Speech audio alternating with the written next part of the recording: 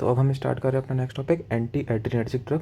उसमें हमें पढ़ना अल्फा ब्लॉकर और बीटा ब्लॉकर। ठीक है, बीटा ब्लॉकर तो बहुत ज़्यादा इंपॉर्टेंट है, 20 नंबर के क्वेश्चन में आ सकता है। ठीक है, तो अल्फा ब्लॉकर की सबसे पहले अपन देखते हैं क्लासिफिकेशन। तो 3 टाइप में डिवाइड किया, non selective, selective alpha 1, selective alpha 2। Non selective में अभी रिवर्सिबल और इरिवर्सिबल।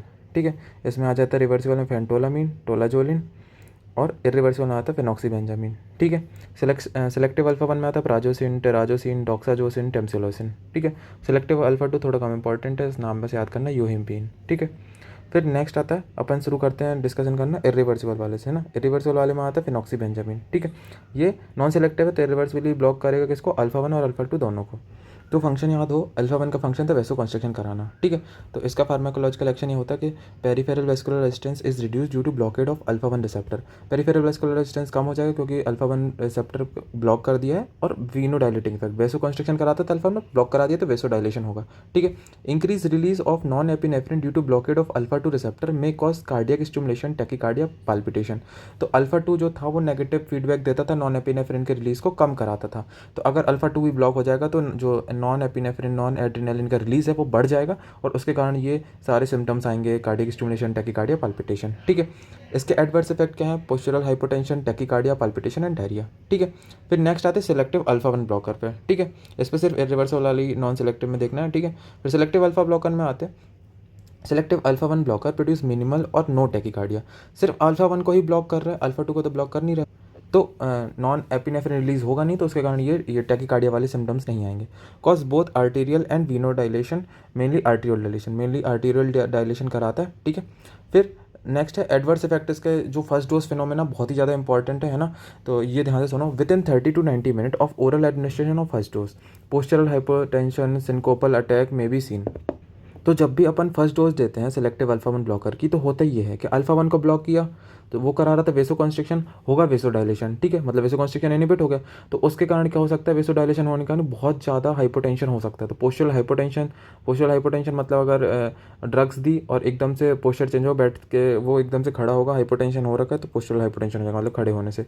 सिंकोपल अटैक एंड मेविसिन, सिंकोपल अटैक भी दे सकते हैं। ठीक है, एकदम से ब्लड वॉल्यूम कम हो जाएगा और उसके कारण क्या हो सकता है, शॉक आ सकता है। तो अपन क्या करेंगे फर्स्ट डोज फिनोमेना से बचने के लिए, so initial dose should be small, initial dose जो होगी बहुत छोटी देंगे, 1 mg, और usually given at bed time. जब वो सोने से पहले देंगे तो वो जब चलेंगे फिरेंगे नहीं, खड़े नहीं होगा पेशेंट बैठ के, तो उसमें पोस्चरल हाइपोटेंशन भी नहीं होगा। ठीक है, तो फर्स्ट डोज फिनोमेना से ये है एडवर्स इफेक्ट होता है एक तो सिलेक्टिव अल्फा 1 ब्लॉकर का, और इसको ऐसे अपन प्रिवेंट कर सकते हैं, स्मॉल डोज देके और बेड टाइम देके।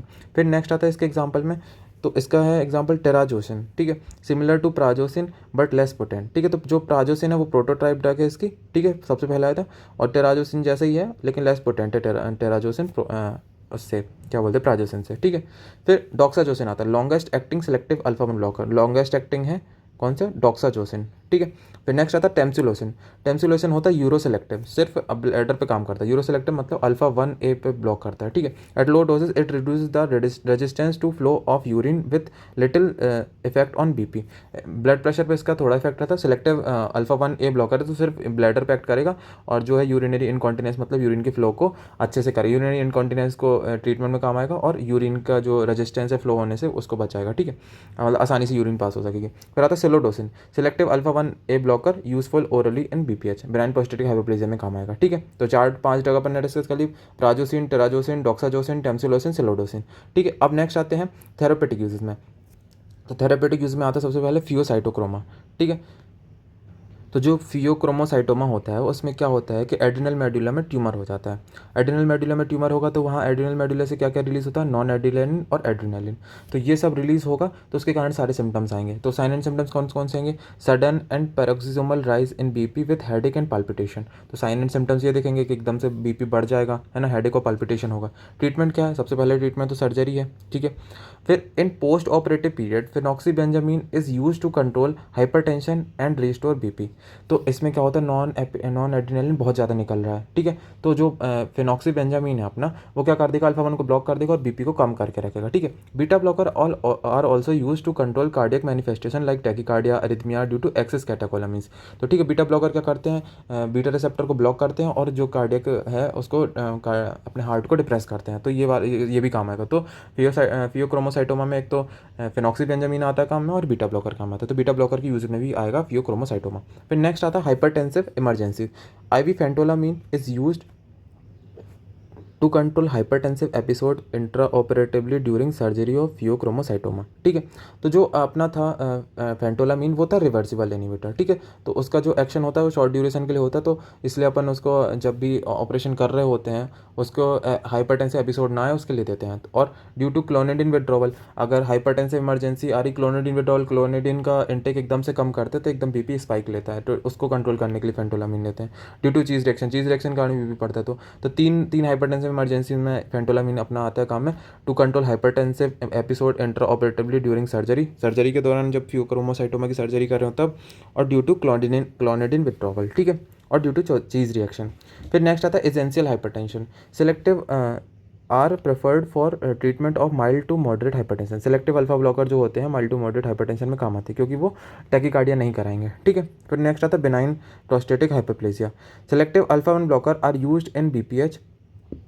तो जो सिलेक्टिव अल्फा 1 ब्लॉकर है वही यूज़ करेंगे, और उसमें भी सिलेक्टिव अल्फा 1A ब्लॉकर है वो यूज़ करेंगे क्योंकि सिर्फ वो ब्लैडर पे काम करे। ठीक है, तो ये सिलेक्टिव अल्फा 1A ब्लॉकर क्या करते हैं, decrease tone of smooth muscle in lack of bladder.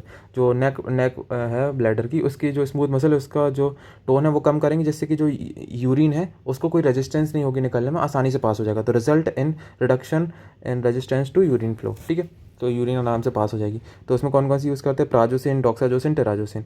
तो अपन इन ये किस में यूज़ करते हैं, BPH विथ हाइपरटेंशन पेशेंट। ठीक है, हाइपरटेंशन भी है उसको और BPH भी है, तो अपन देंगे प्राजोसिन, डॉक्साजोसिन और टेराजोसिन। ठीक है, और जबकि टेमसिलोसिन देंगे ब्राइन प्रेस्टोटिक हाइपरप्लेसिया है और नॉर्मल टेंस है, उसको कोई भी दिक्कत नहीं है हाइपरटेंशन की। ठीक है, तो ये सारी ड्रग्स अपन देते हैं BPH में। फिर नेक्स्ट यूज़ आता है टिश्यू नेक्रोसिस।